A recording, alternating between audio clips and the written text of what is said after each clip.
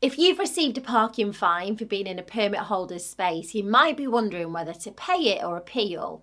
To appeal, you'll have to have a strong reason and be able to back it up with evidence. It may be that you do have a permit to park there and the ticket was issued in error.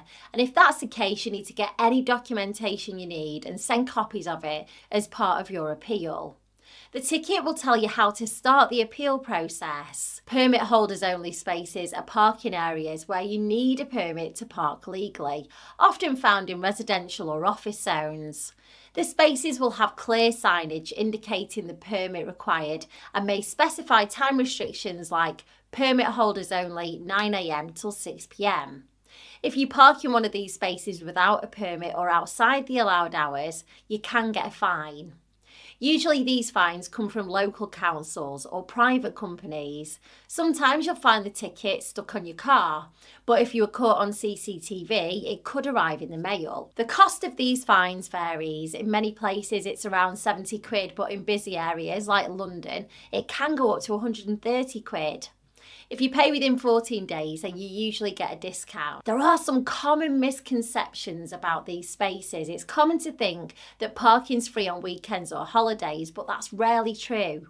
The best approach is always to check the sign, and if you find a sign misleading, then take a photo. It could help if you decide to appeal. If you've exhausted everything, you parked there by mistake, got a ticket, and no evidence to back it up, then it may just be best to pay it and forget about it.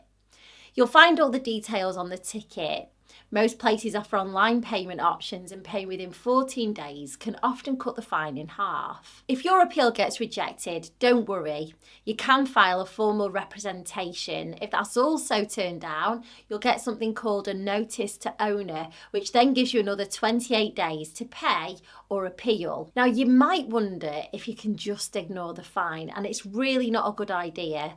Ignoring it could lead to court actions, increased costs, and issues like debt collectors or bailiffs. It's best to either pay the fine or go through the appeal process. Addressing it quickly will save you from future hassles and extra expenses. If you're unsure whether your appeal is likely to be successful, then you might want to run it by an online solicitor. JustAnswer runs a £5 trial, and you can ask as many questions as you like in the online chat.